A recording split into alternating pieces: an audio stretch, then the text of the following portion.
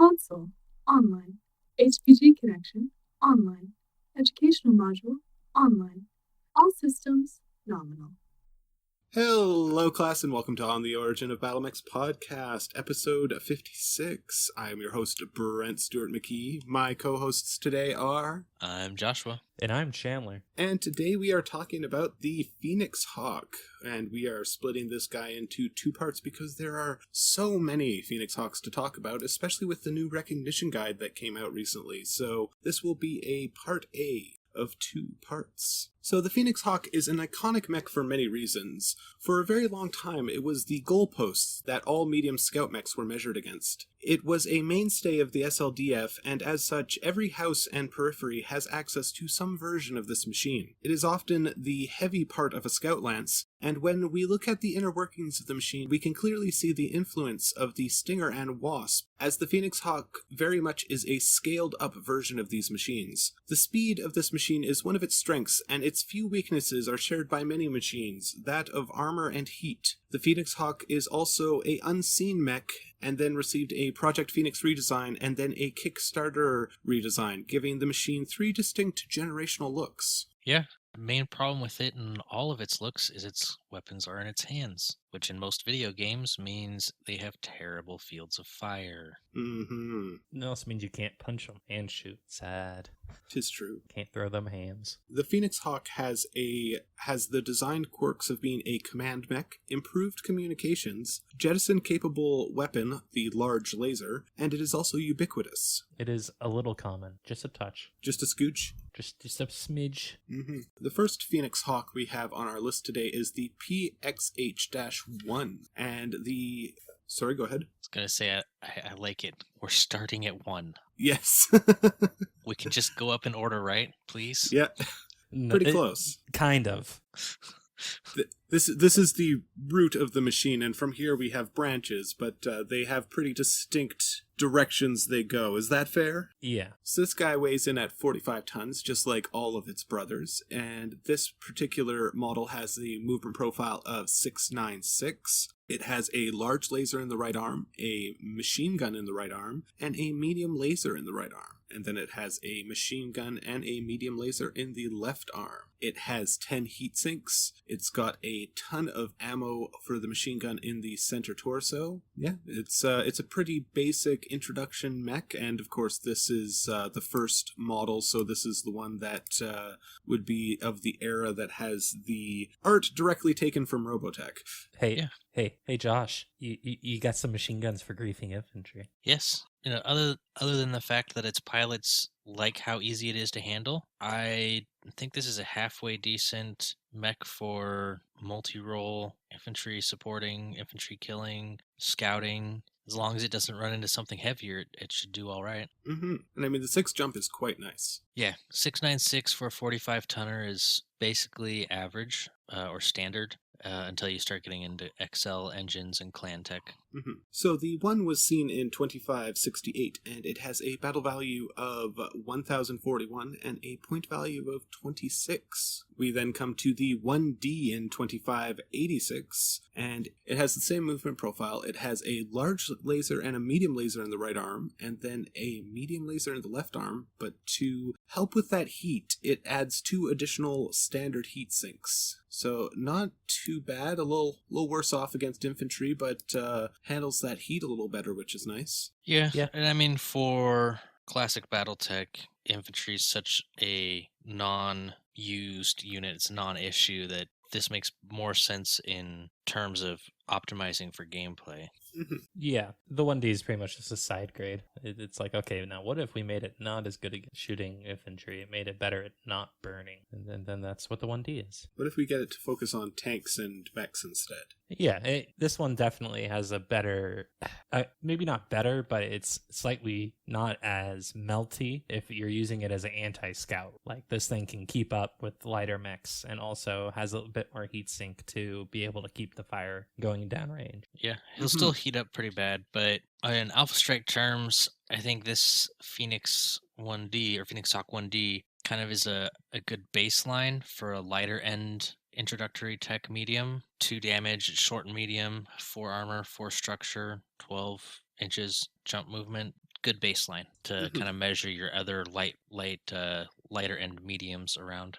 Yeah. So the 1D has a battle value of 1083 and a point value of 26. So keeping that point value the same, but jumping a little bit in the battle value. Interesting thing to note. Yep. We then come to the 2 in 2599. So keeping with that base model, I guess. It's got that movement profile of 696. It's got a Guardian ECM in the center torso, a large laser and medium laser in the right arm, and a medium laser in the left arm. It has 10 single heat sinks, and yeah, so drops the 2 heat sinks for a Guardian ECM, which is not too shabby. It's a good bit of kit. And an extra half-ton armor. Yes. Yeah. Don't die quite as quickly. I think this Phoenix Hawk 2 is very much a skirmisher screen mech designed to protect your force from being spotted by enemy scouts. It's got that ECM to confuse their sensors, make their role of finding out where your forces are harder, and then it keeps that firepower and movement profile that allows it to deal significant hurt to lighter true scouts. Yeah, I definitely see it being used in that role, especially since stuff like Artemis and C3 have not either been invented or very common during its introduction. So the main use for the ECM at that point is just making sure people don't quite know where your forces are. Absolutely. So with that new bit of kit, the battle value jumps to 1145, and it's got a point value of 31. I think that point value really reflects the armor, and then to some extent the ECM as well. We then jump to the 1K in 2603, so the first Creatine model. This model drops the jump jets, so it has a movement profile of 6'9". It's got a large laser and a medium laser in the right arm. It's got a medium laser in the left arm, and it's got a small laser in the center torso, and it has 13 single heat sinks. And bumps that armor up by 1.5 tons. Yeah, it's almost at full armor points. The only thing surprising is that they don't swap out the large laser for a PPC since it's a Creatine model. Yeah. Yeah, I almost feel like that small laser was a afterthought. Yeah, we just had some extra tonnage, so we're going to throw this in there. Yeah, probably we got a half ton to, left. What do we do? Yeah, I almost feel like this is the no crash version. Yeah. The Baka Phoenix Hawk. Where the Creatines are like, well, we've got too many pilots or mech warriors wrecking their machines or putting undue stress on them with all this jumping they do. Let's take out those jump jets, make it a little more reliable, increase the lifetime of the structure and all of that, and in return we'll increase its heat sinks, we'll increase its armor, and just make it a little bit tougher all around. Yeah, and the thing I really like about the 1K and the 1D is instead of being like dramatic shifts from the Phoenix Hawk 1, they're more of just side grades. So like the 1D gets rid of the infantry fighting capabilities for more heat sinks, and then the 1K comes along and gets rid of the jump jets for more armor and some more heat sinks. So it's definitely less a complete redesign and more of a, hey, let's just tweak this to suit what we want instead of it just being cookie cutter. Make it suit our play style, if you will. Yes. Yep. And I think for me, out of the ones we've seen so far, I really like the 2 because it's got ECM, but I also really like the 1K because I found playing MechWarrior 5, MechWarrior Online, jumping ability is useful in certain situations, but for the most part, it's not necessary. Classic Battletech is really the only place where I feel that jumping is the king of movement types. So I like the 1K because you're nearly maxing out your armor. You're increasing your heat sinks so you can fire more efficiently. It just feels like a better mech in most situations than the previous 3. Yeah, I can get behind that. Yeah, it definitely feels a lot more like a introductory tech version of the Phoenix Hawk from like MechWarrior Online or Battletech or MechWarrior 5. That's the word, right? Yep. Yeah. So this guy's got a battle value of 1073 and a point value of 29. We then come to the 1B, but lowercase b, and special in air quotes here. This guy comes out in 2760. 60, and we get the jump jets back, so it's got 696. It's got the Guardian ECM suite we've seen before. It's got an ER large laser in the right torso. It's got an ER PPC, a machine gun, and a medium laser. It's got an ER large and an ER PPC? Yep. Wow. Sorry, keep going. No worries. So that right arm has an ER PPC, a machine gun, and a medium laser, and the left arm has a machine gun and a medium laser. It's got 10 double heat sinks, and to pay for all that weight, it's got endo steel, it has an XL engine, and it also has case for the ton of machine gun ammo in the left torso. I mean, B, we've talked about it before, B means royal, basically. Mm-hmm. And 10 double heat sinks, ER PPC. I mean, he's still getting toasty. Oh yeah, especially with that ER large laser in the right torso, because just firing those two big guns is going to net you 27, so... Yeah, and you've got 20. So, yeah, I think they could have found a better loadout, weapons-wise. You know, a standard PPC probably would have matched ranges with the ER large. Well, long ranges, I guess, but those two share the same short and medium. Mm-hmm. And no minimum on an ER. Could have just put 2 ER larges. Yep. And then had a couple of, had a ton or so spare for more heat sinks, or ditch the machine guns for heat sinks, or put medium pulse lasers on it, or... there's a lot of different places they could have taken it. Absolutely. Well, this is probably not going to surprise you, Chandler, but I don't think they should get rid of the machine guns.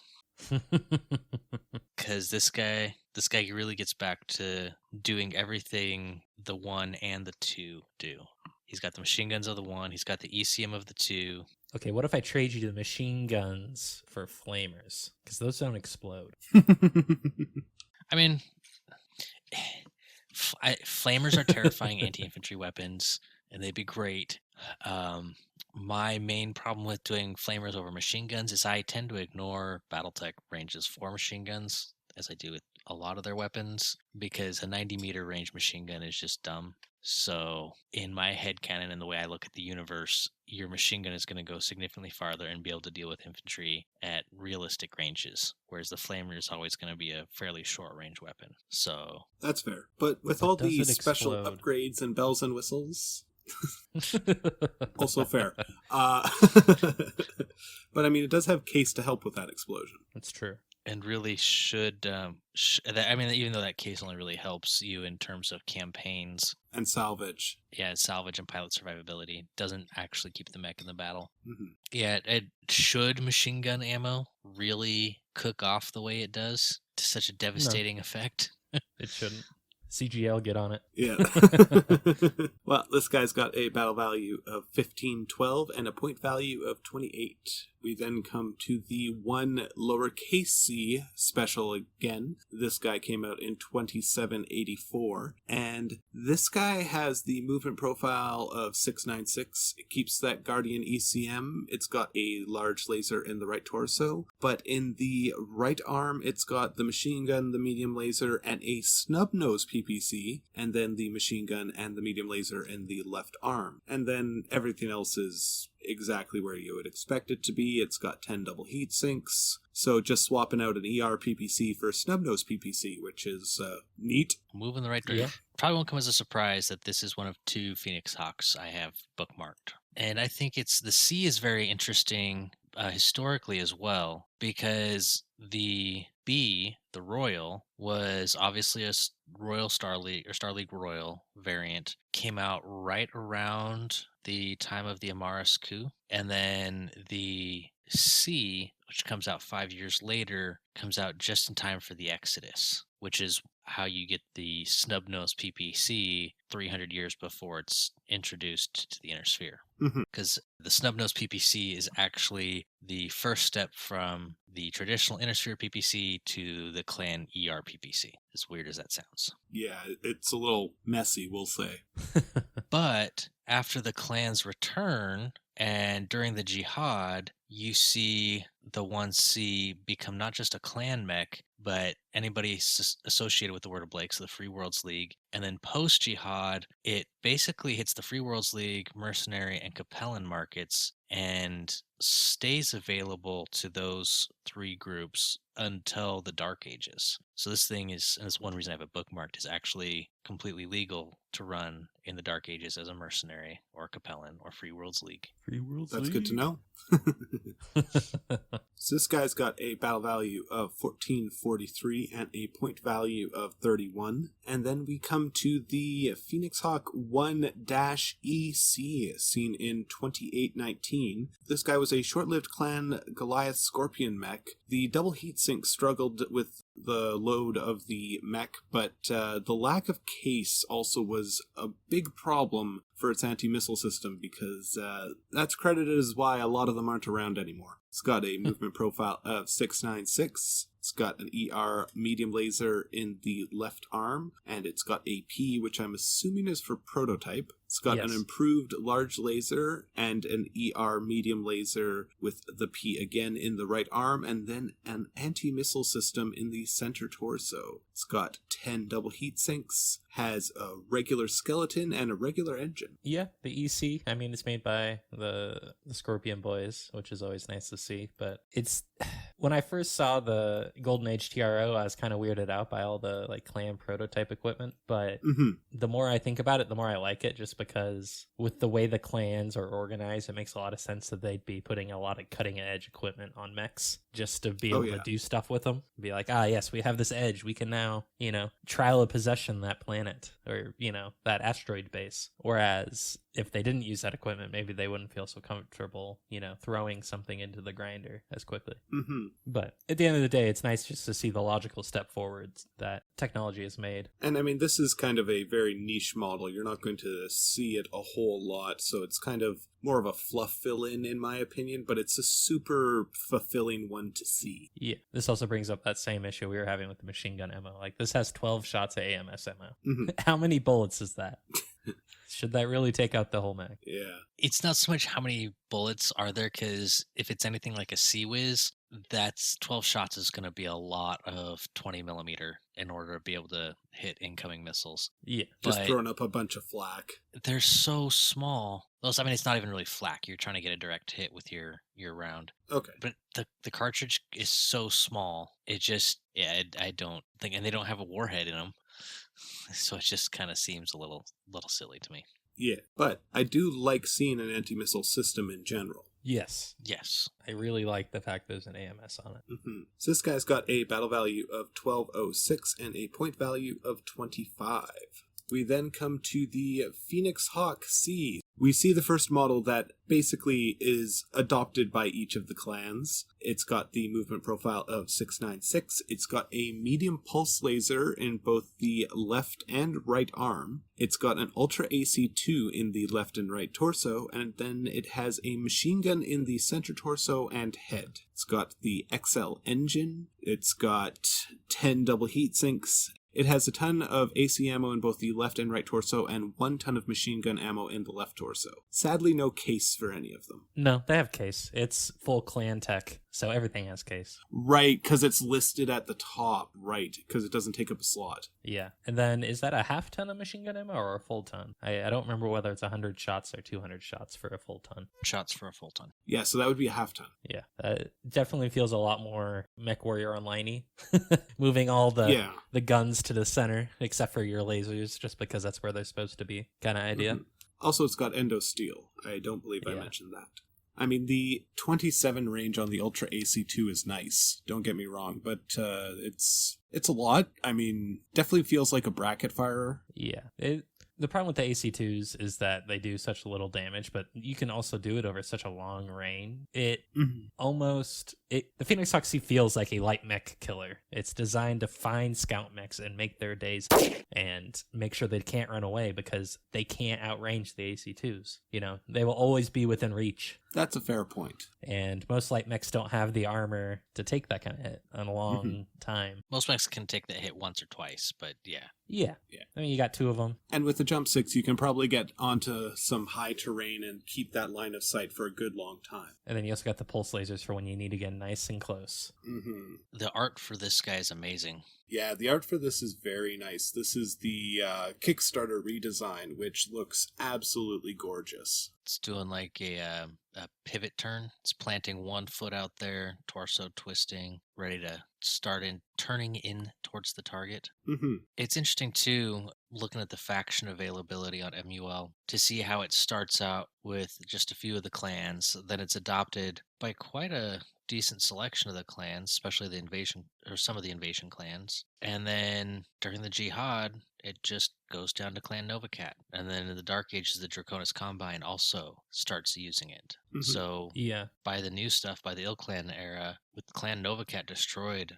looks like the only nation to have regular access to the Phoenix Hawk Sea is going to be the Draconis Combine. Interesting. And that makes sense. I mean, looking at the Jihad availability list, Coyote almost falls apart. I can't remember if they get completely destroyed or if they kind of get their teeth kicked in so badly they kind of just slink away into the darkness. Goliath Scorpion gets abjured, and this needs to make different mechs. They can't dedicate production to the Phoenix Hawk scene anymore. Ice Hellion's gone. Steel Viper is destroyed. And then Dark Ages, Novacat gets destroyed. So, yeah, Draconis Combine is the one who holds the bag in the end. So speaking of art, the first art, of course, comes from Robotech, and it's got that big spherical head with the viewport in the front and the 2 antennae on each side, kind of like dual ears, and the kind of goofy blaster pistol that it can drop in the right hand. Yeah. So It almost looks like a scuba mask. yeah, it's definitely of its time, and it's good art, don't get me wrong, but I really do like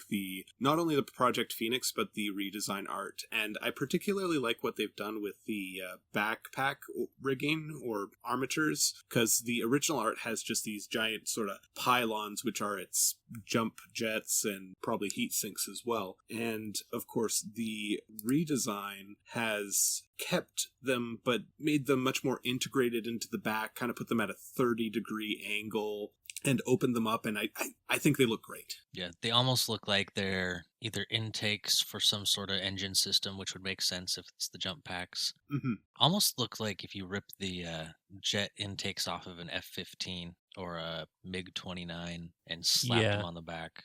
The other thing I kind of want to see is a non-jumping Phoenix Hawk with an Arrow 4 torso mounted, and then it just got 2 missiles out of each of those backpack things. Like a Dragon, too. Yes. I do also like the redesign's head is much more kind of helmet looking, but it keeps the dual antennas on each side, but they're less pronounced and kind of sneaking in between the intakes on either side on the torso back. Yeah. What I do find interesting about this art is it almost looks like the head is turning, is pivoting. Mm-hmm. Yeah, and I think it is. Which is very interesting because it also is in the original TRO 3025 art, and that's something we saw a lot of in the early TROs and even early Battletech. You'd have the pilot move the head when he was looking around. Yeah, like the cockpit in the head was articulated. But somewhere in the mid-90s, I think, that kind of went away.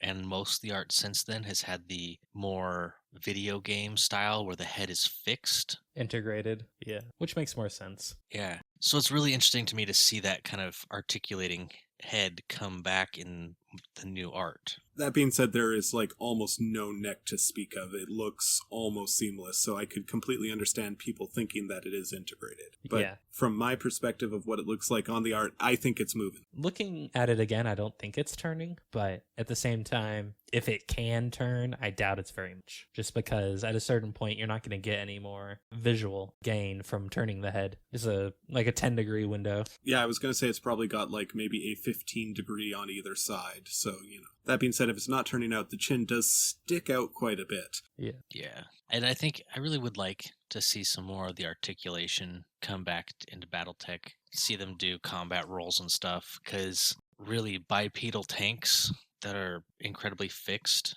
in the forward orientation, just why not just do a tank at that point, right? But if it can do jujitsu, battlemech jujitsu, then that makes it a lot cooler. It's not nearly as believable, but it's a lot cooler. Yeah, And they're already unbelievable, so just embrace the rule of cool.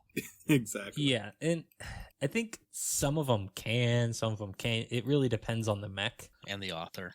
Yeah. And the author and the skill of the pilot. Like, I've been reading a lot of the Dark Age stuff, and there's some of the stuff some of the pilots do. You're like, oh yeah, I can see this pilot doing this because he, they are supposed to be a really skilled pilot, so I can see them being able to do something someone else can't. But it's still within the reasonableness of, oh yeah, his shin's not just going to immediately snap doing this. Doesn't break your suspension of disbelief. Yeah. Well, the Phoenix Hawk C has a battle value of 1396 and a point value of 31. We then come to the 3S, and this has a movement profile of 696, but it can also go 12 when its mask is activated, so that's pretty neat to see. It's got a medium laser and 2 machine guns in the left arm. It's got a large pulse laser, a medium laser, and an anti-missile system in the right arm. It's got an XL engine, and it has ferro and case for that ammo in the left torso, 2 tons of AMS, and 1 ton of machine gun, and 10 double heat sinks. Yeah, I think the only thing that bothers me about this one is the AMS is in the arm. It just seems like a weird spot to put your anti-missile system. It's so you can increase your firing arc. Okay. You point it at the incoming fire and you just shoot it out of the sky. Yeah. That makes sense, I think. But at the same time, how often is it actually like, I'm going to use my AMS to shoot them down? It's usually kind of just going in the background when I have seen it in stories. I mean, totally fair. Yeah, it definitely feels like a cinematic thing. Like, this would look really cool covering some friendly mechs by lifting that arm up and hosing down incoming missiles that are trying to kill them. Yeah, like, I could totally see this being a way we creep open that door for the AMS systems to cover other mechs, because, in a story it's running down the battlefield and like, oh no, a volley of LRMs are coming in at my buddy, and he just reaches over and shoots as he's going, and... Yeah, and I guess I could also see it being in the arm as a machine gun system at that point, since there are optional roles where you can use it as a machine gun. So that lets you get it real nice and close to those poor infantry. Or a cockpit. That too. I really like this guy as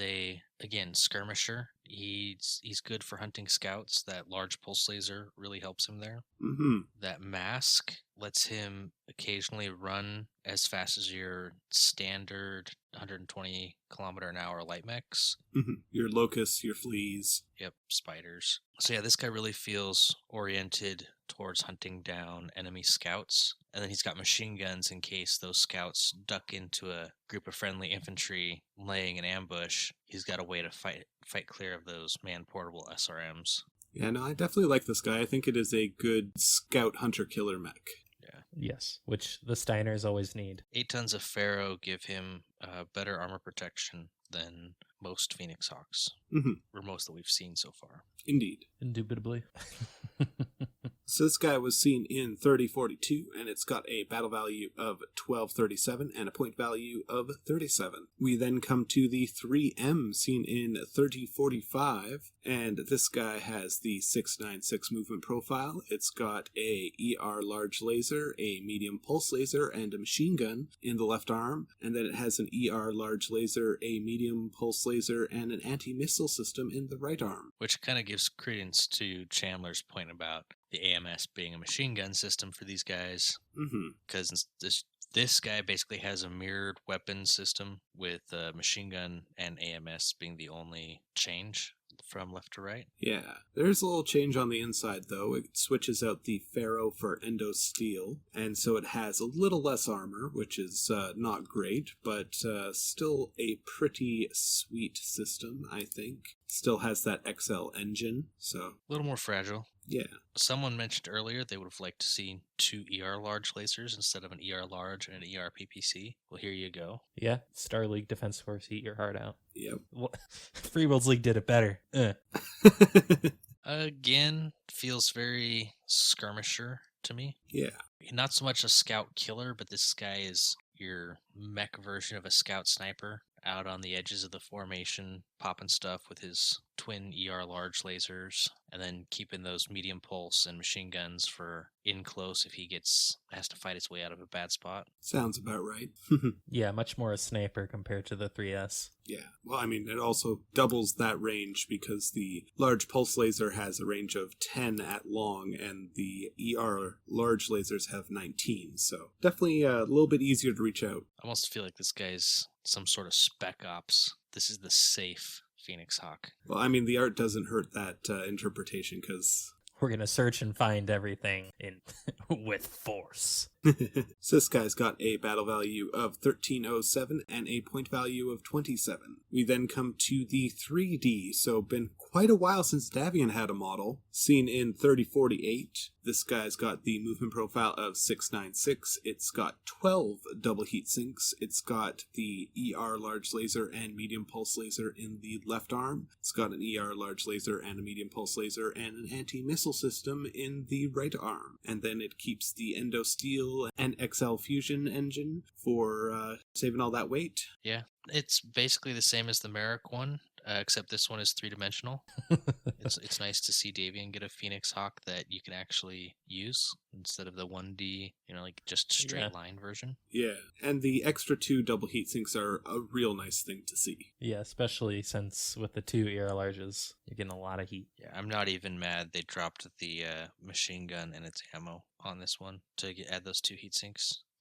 Because if you're using this guy as a sniper, you're trying to keep him away from enemy infantry so that AMS protects him from enemy, basically artillery, calls for fire on his position while he's sniping at other people. Yeah. So this guy's got a battle value of 1315 and a point value of 30. We then jump back numerically a little bit to the 2K. We were doing so good. But at least it's keeping in tradition with no jump jets. Is that fair? That is fair. So this guy's got a movement profile of 6'9". It's got a medium laser in the left arm. It's got an ER large laser and a medium laser in the right arm. And then it has a medium laser in the left torso and right torso, and a small laser in the center torso. It also has 12 double heat sinks and ferro armor. So I just realized the Kurita mechs are the ones without jump jets. Yep. Yeah. You know why that probably is? Why? They have a problem with the warrior culture where it's really hard to keep their warriors grounded, and jump jets just make it impossible. Oh. I like it. So definitely a toasty boy, but I mean, at least they're just medium lasers instead of pulses or ERs, because of course the medium laser has the best heat to damage ratio. That's fair. I mean, if he runs and fires everything but the small laser, which is probably what's going to be usually happening because, small laser has great range bands.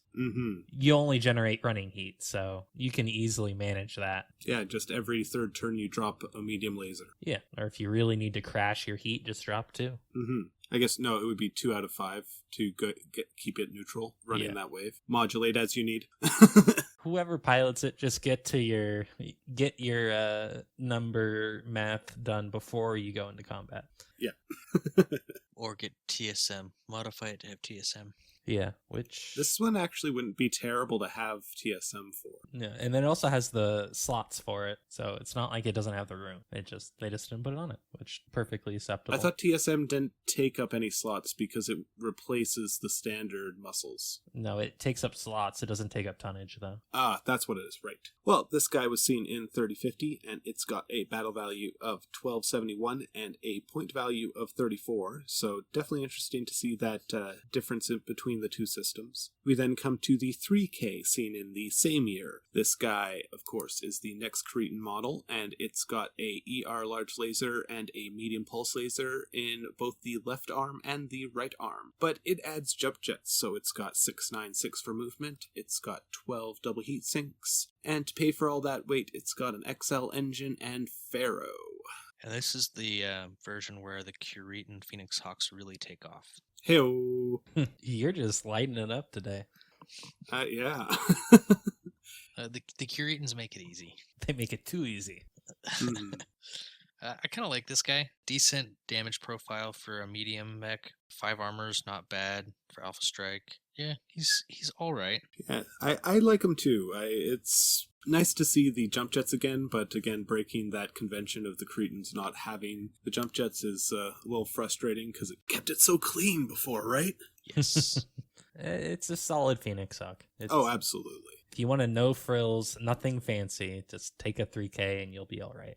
When my complaints are about nomenclature, you know it's a good design. I'm kind of bored of the Phoenix Hawk 3 series, though. They all I know, right? 696, 2 ER large lasers, 2 medium pulse lasers, and then they've tweaked their heat sinks and their armor. It's always the same steak with just a different garnish. Like, not even a different garnish. They've got a different napkin at the table setting. They use a different brand of knife. Yeah. Exactly. Well, this guy's got a battle value of 1359 and a point value of 32. And then we come to the last model of today's episode. And sadly for Josh, it is again a 3, but it's a 3M. But there's only one of these guys because it's someone's specific ride. It's the 3M Masters. So the personal ride of Sir Paul Masters. The man, the myth, the legend. It's got a movement profile of 696. It's got an AMS system in the right arm, as well as an ER large laser and the medium pulse laser. It's got that machine gun and medium pulse laser in the left arm, but it swaps out the ER large laser for 2 SRM-4s. And of course, it's got the Endo Steel and the XL engine and 10 double heat sinks. This one's interesting. Yeah, I actually really like this one. I think that losing the ER large laser for SRM-4s is not a choice I would have made, but I think it is a very decisive and good choice because it really wants you to close that distance. So it directs the mech in what it wants to do. Yeah, you still got that ER large laser to poke at people from long range, but since you only have one, you don't really have to worry about your heat. Mm-hmm. You can jump and shoot that ER large all day and have your AMS system knocking down incoming missiles and still not overheat. And then you've got 2 medium pulse lasers and 2 SRM-4s for infighting.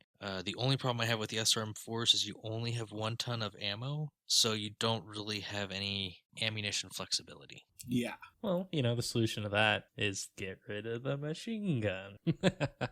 I mean, I'd drop down to a half ton of machine gun ammo, and you can take AMS in half ton lots, right? Or just machine gun? I don't think so. I'm not sure. You could just drop one of the tons of the MS because there's 2 tons of ammo. Yeah, I'm too used to MechWarrior Online where you can take everything in half ton lots, which honestly makes a lot of sense. It does, but it also can complicate building rules, so I understand why they probably didn't introduce it in the beginning. Yeah. But I would like to find a way to, maybe drop a ton of that AMS ammo to add a ton for the SRMs. Mm-hmm. Just something so you could mix Infernos or frags in there. So you can do fancy things. Narc beacons. Infernos would be great. I don't know if Masters would use Infernos. He wouldn't know, but it would be a powerful loadout. That's true. Yeah. Again, you could take frags to deal with infantry. There's a couple other specialty types. So this guy's got a battle value of 1154 and a point value of 30. So for our pilot profiles today, I'm going to start us off by throwing over to Josh. Yeah, starting out, we have Lieutenant and TIE David Kellum. His career and the changing in terminology Battletech used. He was part of the Curia's Elite Night Stalker Regiment. His Phoenix Hawk was known as the Knife. He's considered strangely suited to command. He's earned his position on merits alone. He has the most kills of any Night Stalker, and he rose to command the Night Stalkers because basically everybody above him was killed during the War of 3039, and the DCMS was short on qualified officers to take command of the Night Stalkers. So he got the job by default. He also has a bit of a temper and has killed at least 3 other DCMS officers in duels after they snubbed him in the required social convocations of the DCMS. So we see some Lyran influence there, right? Yeah, except I don't think the Lyrans usually kill each other over the slights. No, but social generals and whatnot. Yeah, I think this is probably more Bushido, honor, dishonor. Just not the guy you want to cross. You always salute him. You always address him by the correct rank. Give him the courtesies. Mm-hmm. So would not want to cross him. So, next up we have Chu-Ai Berlioz Brune. This quiet and unremarkable individual would surprise most when they learn that she's posted to Duke Hasid Ricol's Red Hunter Special Operations Group. In the beginning, her posting was a favor to her father by the Duke, but Chu-Ai quickly earned her position. She served in many confrontations from the conflict that the Grey Death Legion would be formed from to the end of the War of 39. Next up, we have Captain Chris McMillan. Chris McMillan is a mech warrior of the House Arano Royal Guard, and when the Regan Coalition started to fraction to the Regan Directorate, McMillan, of course, stayed faithful to Lady Kamea Arano and went into exile alongside her, and he ended up fighting in almost every major battle of the Restoration campaign. In one notable engagement, he and his Phoenix Hawk single-handedly smashed a reinforced Taurian armor lance in an hour-long battle. For his accomplishments and loyalty, he was slated to be ennobled, but unfortunately he was killed when damaged sensors and comm gear, in addition to confusion of orders, resulted in him standing unaware squarely in the landing zone of an Regan dropship. So... That's a bad spot. That's a bad spot to be. I love this so much because it so calls out people in HBS Battletech not paying attention to turn counters and warnings from the game. Absolutely. Yes, Yeah, absolutely. this is totally a shot across the bow from whoever writes these. So good on you, sir, or madam, whoever wrote it. And it's a completely fair shot, in my opinion. Yeah. It tells you there's bright red hexes on the spots. And it's like, a dropship will land here soon. Yeah. I'm betting the author got him killed, and that's how it made it in. Yeah. Chris McMillan, you deserved better than this. Following Captain Chris McMillan, we have Duke Gideon Braver Vandenberg. Heir to a ducal line on Anders Moon in the Eliadari system, Duke Gideon was framed for patricide, killing his father. After 5 years, he found evidence linking the killings to rival House McBryn and took charge of an elite mercenary team he named the Blazing Aces and avenged his family's death by using that mercenary group to presumably wipe out House McBryn. After his homeworld was captured by the Cretans in the War of 39, he expanded the Aces to company strength and exclusively took missions against the Draconis Combine alongside his wife Tasha, a former MI6 agent. Gideon and the Aces were wiped out fighting Clan Ghost Bear during the invasion. His dying wish for his daughter Maria to rebuild the unit using the hidden reserves so that she too could go on and probably die fighting the clans. Like father, like daughter. That's not actually part of the pilot profile, but I'm just betting, you know. You're projecting. Yes. I mean, in this era, it's likely. Or she dies to Word of Blake. One of the two. So next up we have Lieutenant Reginald Ecke. Reginald served with the Crescent Hawks during the beginning of the clan invasion. He was skilled in laying traps for elementals, feigning damage, and then jumping into action, often literally catching the clan warriors off guard. He passed away shielding his commanding officer, Jason Youngblood, from a PPC blast on Luthien. Went straight through the head.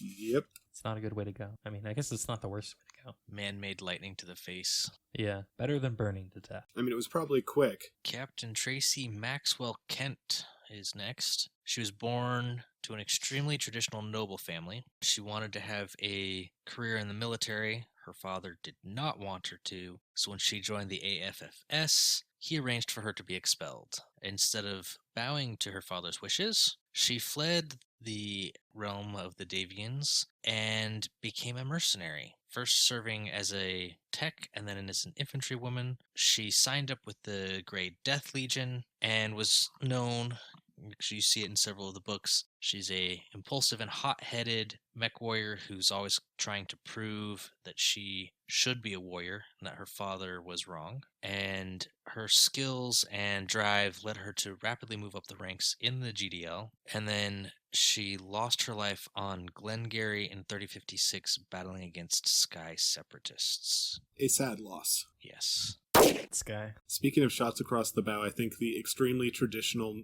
Davian noble family, I think that's pretty explicit code for a sexist family, or a dad at least. Probably. Yeah, I'm trying to remember, because this is a pilot entry where we have a lot more than just the entry, because she's in 2 or 3... Several books. Yeah, she's in 2 or 3 of the Grey Death Legion books. And I can't remember if it was her dad didn't want her to be a mech warrior because she was a woman, or if he just didn't want anyone in the family to join the military. It's been a while since I read them. I cannot recall that from memory, so I will defer to your recollection. Again, it's been too long for me to remember specifically why he didn't want her to join. So next up we have Taisa Shinyodama. The Taisa's career spans the Fourth Succession War, where he fought as a guerrilla, to him dying in the Donner suicide bombing of Ark Royal in 3073. The most notable actions on his record are securing and extricating the heir from the clans on Turtle Bay, and honor guard for the coordinator during the clan invasion of Luthien. You know, the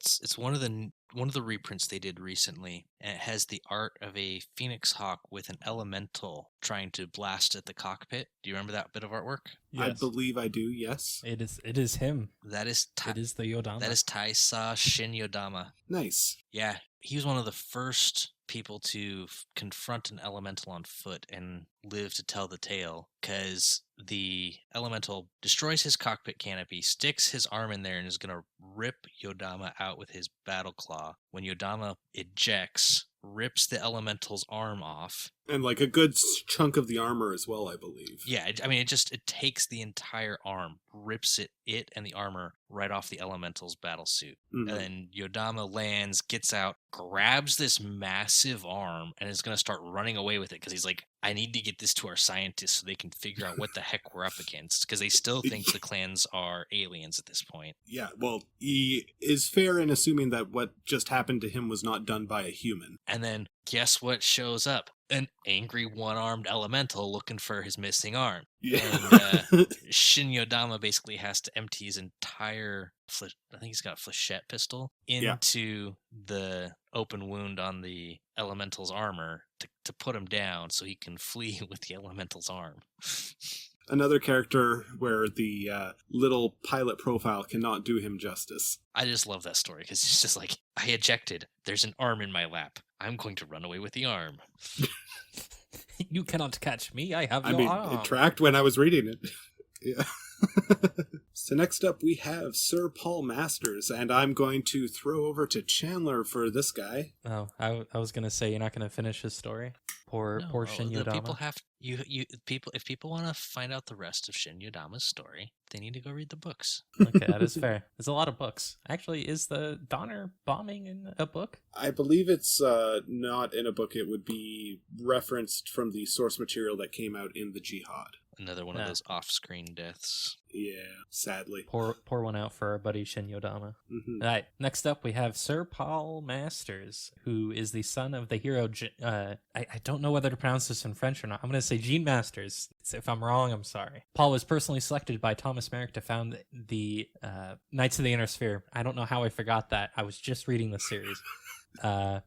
During Task Force Serpent, Paul Masters was chosen as the voice of conscience for the task force. Masters and the Knights of the Inner Sphere who accompanied the task force emerged triumphant as they helped break the Jaguar relief force on Huntress at the cost of 3/4 of the Knights. Back at the controls of his Phoenix Hawk, Masters perished in battle against Damien Lucille in 3069. And the reason it says back at the controls on his Phoenix Hawk, I believe he starts in a Phoenix Hawk in the stories, but during the events of Operation Serpent, he is in an anvil until that gets destroyed. That gets shot out from underneath him. And then he goes into a Nabori Nin that's salvaged. And then finally he ends back up in a Phoenix Hawk. And then he Another one of dies. those pilots who is in a fair number of books. Yep.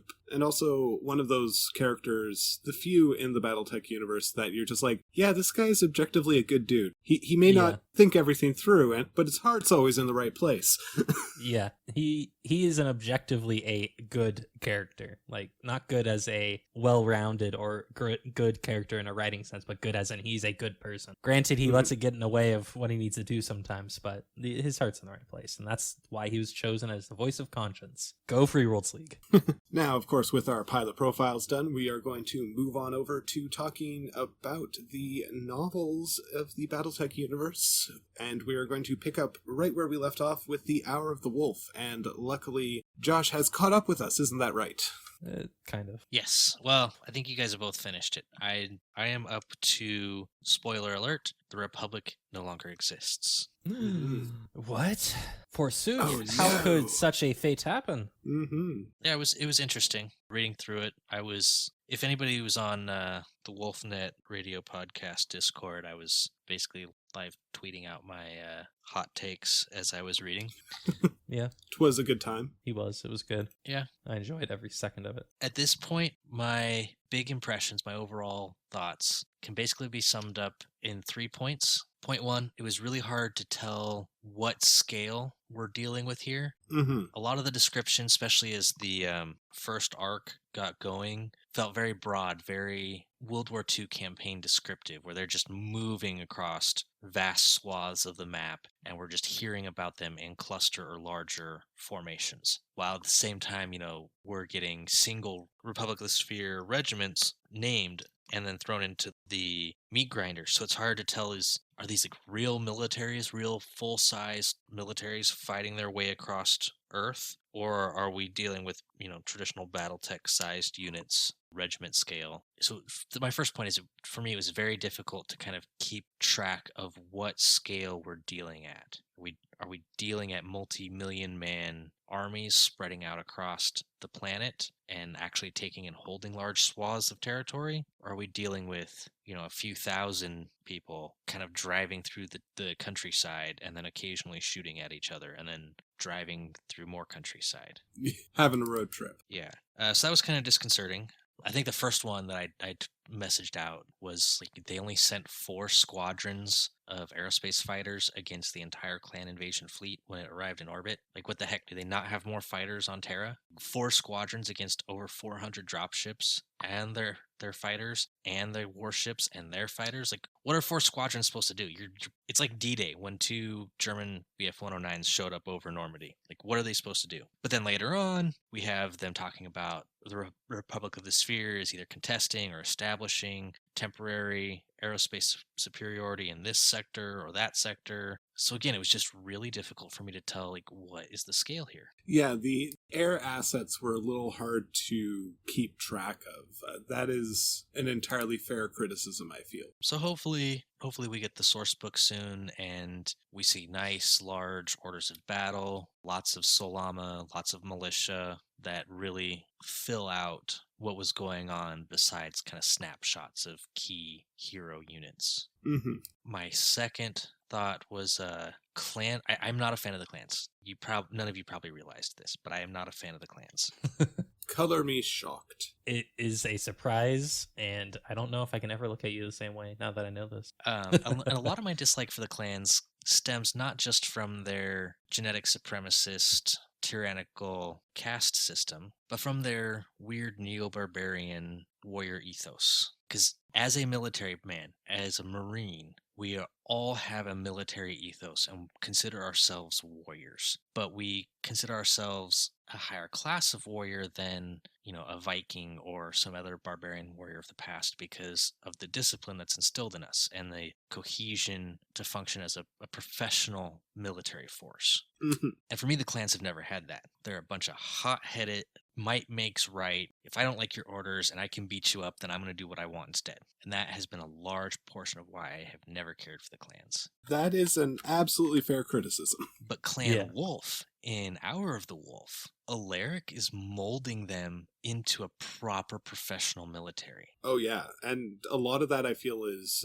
coming from the guidance of Warbear. Yeah, I don't get this. I haven't been reading the novels that lead up to this, so I haven't really been seeing Warbear as much. So I didn't really get that feel from Hour of the Wolf itself. But just, general, was it Chance Vickers? Vickers Chance? Yep. Yeah. Chance Vickers? Chance Vickers. When she basically tells off a cluster commander, galaxy commander, like, no, I don't care that your guys were attacked. We are a military. We are going to do this as a military, not as a bunch of warriors who do whatever they want. There's a really good scene in Children of Kerensky where the Sakon Garrett Kerensky? Garner Kerensky. Is that Garner Kerensky? Sorry. He has a sit-down meeting with one of his star colonels, and, the star colonel's just like, I'm excited to start bidding for Terra, and he's like, no, that's not what we're doing. And he's like, then I will demand a trial, and he's like, okay, knives or fists. Just like, no, just cut to it's like, this is what's happening, this is what we're doing. I will fight you.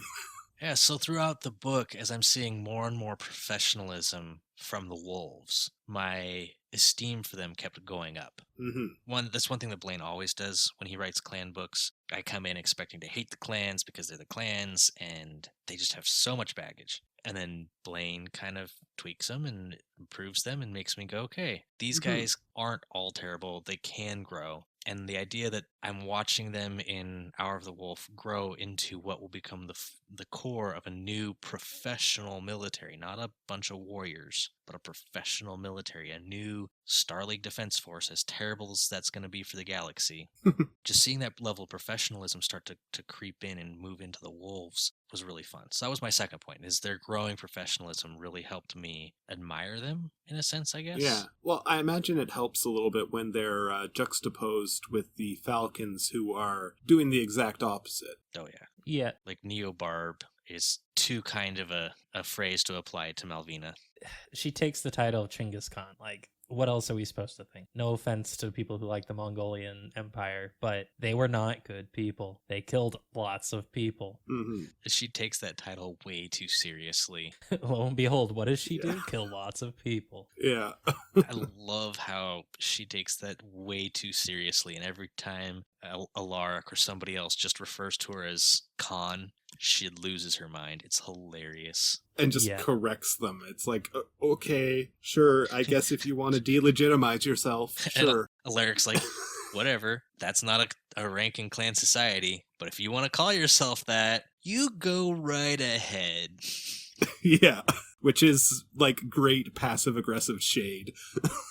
Yeah, and I think the part on professionalism with the clans, it really depends on what book you're reading, I feel, because book and author are hugely dependent. Some of them I get the impression where they are pretty, what's the word I'm looking for? They're pretty professional, and then, they settle stuff outside of the battle, but during the battle, or like right up to the lead up, it's not time to do these trials and grievances. Like there's like a informal moratorium on it. Yeah, but see, to me, professionalism has to be maintained on and off the battlefield in order to be truly professional. And that's what we're starting to see with Clan Wolf. Yeah, but in like some books, I'm reading through the Dark Ages and the Spirit Cats, which are not quite a complete clan society. They're a little weird, just with the way they formed and everything. Yeah, they're a little bit of a Draconis hybrid sort of thing going on. Yeah, but when they're taking Merrick, like one of the subordinates is constantly nipping at the leader's heels. Like she's constantly like second guessing everything he does, constantly going for like trial, like many little like trials of grievance and that kind of stuff. And then eventually he just has to kill her because she won't stop and she won't learn. And so he's like, I guess you're dead now. Have fun. Yeah. And that is super unprofessional. He doesn't want to kill her. He really likes the person. He's like, you are like a great warrior and you could do great things. But, I like you. I hate to have to kill you kind of thing. But yeah, there it is. She's a great warrior. she is a terrible soldier. Exactly. She's not professional. Yeah. And then on the flip side, though, during the same like little mini series within the Dark Age books, you have Alaric Ward with his wolves when he's just a Star Commander, or not Star Commander. A Galaxy Commander, Star I guess at this Colonel. point. Star Colonel, probably. Yeah, so that sounds about right. Mm-hmm. Very professional, but you also never see any real interaction between him and his subordinates. So I don't know how much of that's actually just you don't see it, or it's actually like cut and dry, you know, everyone's professional to an extent kind of thing. Yeah, reading a bunch of Alaric stuff in the Dark Ages, I got the feeling he was treated very differently, and it wasn't so much a more professional out of a sense of professionalism. It was a less traditional neo-barb warrior mentality when warriors were around him, because he wasn't the typical clan warrior and he didn't have the typical clan warrior background, so nobody really knew how to handle him. So everybody's less about being professional and more about walking on eggshells because you didn't know what the rules were with him. Mm-hmm. And I think also part of that is his mom's influence on him as well, because she definitely treated him like a tool, and that has an effect. It also changes how a person approaches the world, for better or ill. Yeah. And then my last big thought coming out of that was, I hate what happened to Tara Campbell. I absolutely hate it. She's not one of my favorite Dark Ages characters. She's a little, in a lot of the books, not all of them, but in a lot of them, she's a little too perfect. Not full-blown Rey Palpatine Skywalker, but a little too perfect, a little, like, she's super popular, she's super pretty, but she's always self-deprecating. Got a little too much plot armor, you know. Yeah, not to the point where I hate the character, but just to the point where she's not one of my favorites. But I still respect her as a character, and then to see her become a slave to Clan Wolf, and to see Alaric manipulate her like an abusive boyfriend, just does not sit right with me. And I hope there's got to be a way for her to escape what has happened to her, because if she becomes a member of Clan Wolf and just has her amazing, vibrant Highlander personality and heritage beat into the wolf mold, I'm going to be so sad. Granted, I'm only halfway through the book, so I don't know what happens to her in the second half. For some reason, I taste copper. Oh, I'm biting my tongue. Okay. I have issues with that scene. I have a lot of issues with that scene. Namely, there should not have been any talk. I forget who initiated the conversation in that. Was that Alaric talking to her first? Or did she talk to him first? He initiated by seizing the ancestral homeland of the Highlanders. No. Like after the fight. I think he's talking about when she's got him down. Yeah. Oh, after the fight. I care little for why the fight happened. Oh. It made sense. Yeah. No, that actually worked quite well. Yes. Yeah, no, that made perfect sense. I think he opened the comm line, and then she kind of initiated by telling him to stand his forces down, because she'd beaten him. That sounds right. And then he's laying there stalling her and negotiating. Right, because she actually does take him down. Yeah. Well, she and two other Highlanders. Yeah, her and her lance, pretty much. Yes. Which is still not nothing. No. God, if she still had her hatchet, man, I would have loved to see her just bury that hatchet in Alaric. Not so much at the moment, but after seeing what happened for... Yeah, no, my issues with that is, on one hand, I get that her loyalties lie first with the Highlanders and second with the Republic, pretty much. Mm-hmm. Absolutely. But at the same time, she is there to do a job, which is break the wolves into a pulp. Like, you don't talk to their leader to break them into a pulp. Them standing down does not break them into a pulp. You shoot them, and you keep shooting them until they are dead. It should have not been a conversation. Granted, it would have ended with the Highlanders being gone, but that might have been a worthy sacrifice for what would end up happening. So for me, the conversation happening is, I don't actually have a problem with it. And it gets kind of back to point one, where it's really difficult to tell what the scale of things is going on at the moment. But it seems like at that point, the Republic of the Sphere has no military left. They've got the Old Guard. They've got a bunch of broken units that have been smashed together to form a kind of last-ditch Volksturm formations. And then they've got the Highlanders. And the writing is on the wall at this point. Terra is going to fall. The only reason people are still fighting is because Devlin Stone is delusional and he thinks he can pull out a win at some point. Or if he just holds on long enough, someone, whether it's Julius Davian or the Ghost Bears, will ride to his rescue. Yeah. I mean, I would also argue that quite a lot of the armed forces is fighting righteously so that Jade Falcon doesn't win. Like, even if they're not fighting Clan Wolf, they're like, no, we have to stop Jade Falcon, because I think everyone agrees that Jade Falcon's a bad winner in that situation. Yeah. And so for me, Tara talking to Alaric is just fine. She needs to save the Highlanders. Like you said, that's her first loyalty. She's already saved Tara once from Anastasia Kerensky. Mm-hmm. She's done her best to save it again from Alaric Kerensky, but the writing is on the wall. The Republic is going to fall, and she needs to preserve her Highlanders. So I have no problem with that. And maybe talking to Alaric, she can find some sort of avenue where not only the Highlanders are saved, but the Republic gets a little more time or something. Not likely, but it's possible. So I have no problem with that part. Yeah. It's him taking her as a bondswoman and manipulating her, like I said, like an abusive boyfriend. That part was what really bothered me. And to see her with that bond cord, a slave to the Wolf Empire, and just, yeah, It broke your spirit. It didn't break my spirit, it pissed me off. Fair enough. It was like one of those things where it's like, all right, she wasn't even one of my favorite characters, but this is unconscionable. Mm-hmm. Where's my Arrow 4 army? Let's just go bomb Alaric off the face of the earth. So that's where we're going to cut off the novel discussion for this episode. So tune in next episode for the continuation of what we think about the fall of the Republic.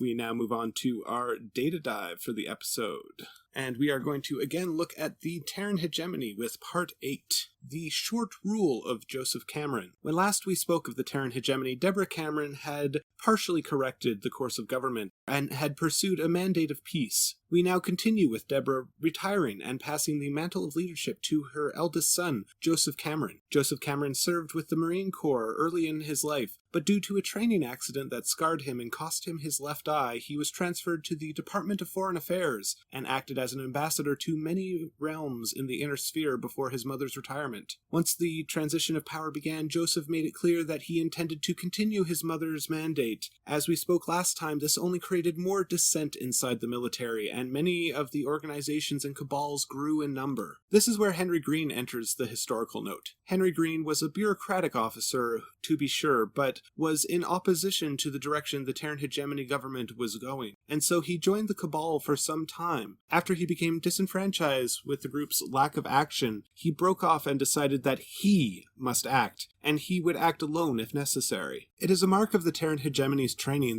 that a career bureaucratic officer that had not been deployed for many years still had the skill and resolve to prepare a laser rifle and lay in wait in a tree line of the palace for 27 hours before his target appeared. That's correct. Henry waited over an entire day in the tree just for a shot at Joseph Cameron.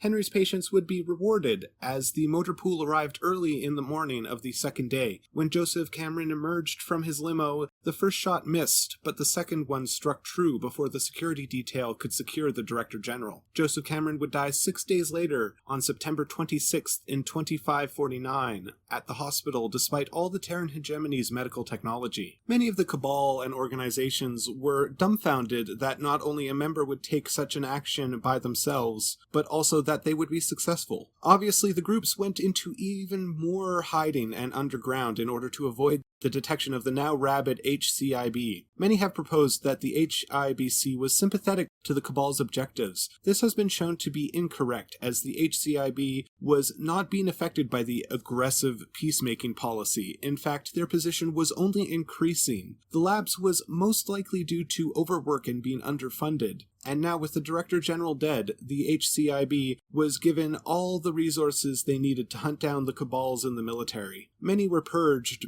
but many remained in hiding. The news of Joseph's death sent ripples throughout the Terran hegemony. Many citizens were heartbroken with the loss of their newly minted Director General. The fact that the assassin was a member of the HAF only continued to erode the population's faith in the military. Ian Cameron and the September Revolt. 2 days after the death of his brother, on September 28, 2549, Ian Cameron declared himself the 13th Director General without waiting for a confirmation vote by the public. Many Democrats at the time hemmed and hawed that the Terran hegemony was now in fact a monarchy, but with the luxury of history and perspective we can see that their objections were made well after the boat had left port. At the time, however, many conceded that the actions were warranted due to the recent instability. A thought experiment to propose is what would have changed in history if Ian had followed the proper procedure. Would the military have waited and bided their time? Or would they have still acted the next day? And how would that have affected their numbers? In response to Ian's proclamation, the remaining military cabal mobilized and seized the capital of Geneva in the dead of night of September 29th, citing an obscure governmental precedent that was a stretch to justify at the time and falls away even quicker with the complete view of the events. Specifically, the Terran Hegemony Congress, the Director General's Palace, and other key governmental buildings were seized. The military units who broke from the Terran Hegemony Command were but a small fraction of the units of the HAF, but nonetheless they were now in control of the seat of government.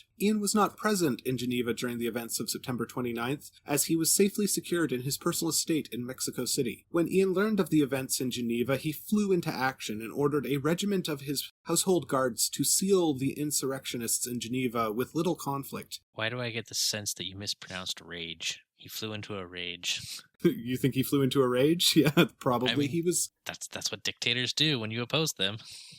Yeah. An action of rage. Rage action. Activate.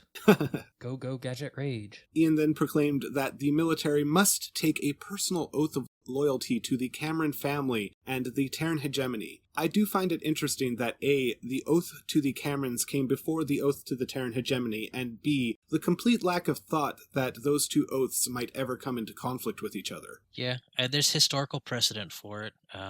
We're watching a documentary about Germany, the Wehrmacht during World War II, and they were all required to swear an oath to serve Hitler rather than to serve Germany itself. Yeah, so an excellent precedent to copy. History rhymes, right? Exactly. What could possibly go wrong? Over the next few days, Ian kept pressure on the insurrectionist units and cut power, water, and food to the occupied territory. At the same time, he made sure that the demands and statements of the rebellion were made public, not wishing to allow idle minds to run wild and possibly cultivate sympathy. After 10 days of occupation, the rebellion fragmented due to ideological splits and soon began to fight amongst themselves. Ian used this opportunity to take out the units and step in to save the civilian lives. For the next day, Geneva was turned into a battlefield. Units loyal to the Cameron family exercised restraint and caution when entering the city to minimize civilian casualties. The insurrectionists were under no restrictions, resulting in the loss of military and civilian lives as they went down fighting indiscriminately. Of the 3,000 individuals who took part in the revolt, 1,000 were sentenced to death and the remaining members sentenced to life in prison. But the majority would only serve 10 years before being pardoned. These ramifications for the actions of the insurrectionists were felt to be fair by the population, and so Ian received no outcry by the populace when the insurrectionists were sentenced. These events would become known as the September Revolt, and would occupy the first several months of Ian Cameron's reign. After the actual fighting was concluded, Ian set about purging all possible members of the HAF that could be loyal to the insurrection, retiring many generals and replacing them with individuals whose loyalty was secure. And at the same time, he increased the HAF's budget to ensure that they remained a strong force in the Terran hegemony. This is where we will leave off today, with Ian securing the future as the leader of the Terran hegemony and reforming the military to be loyal to House Cameron above all else. This is how democracy dies, with thunderous applause. Yep. Our sources for today are Sarna, Battletech Battlemech Manual, Master Unit List, TROs 3039, Record Sheets 3039 Unabridged, Record Sheets 3085 Project Phoenix, TRO 3075, Record Sheets 3075 Age of War, TRO 3085, Record Sheets 3085 Project Phoenix Unabridged, TRO The Golden Century, Battle of Tukid, Operational Turning Point, Periphery Franc Reaches, Recognition Guide Volume 11, and Battletech Dossier The Bounty Hunter, and Star League Sourcebook. TRO 3039 and TRO 3025. We used novels, namely Twilight of the Clans, Hour of the Wolf. Hour of the There's a couple Wolf, of yeah. other ones thrown in there. Grey Death Legion series.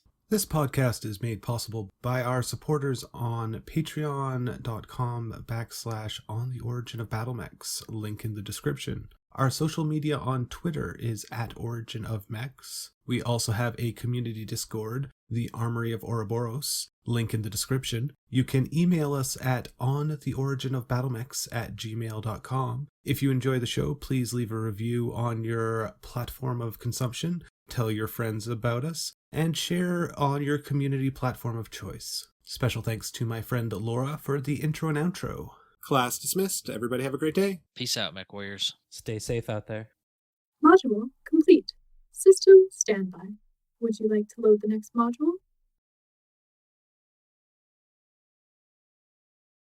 I like it. You know, it's probably because it's Super Bowl. I've also hit the meatball. Yeah, Yeah. yeah, people are probably not doing stuff today. But because we don't sports ball, we can record. Perfect time to record. That should be part of the stinger. Because we don't sports ball, we can record today.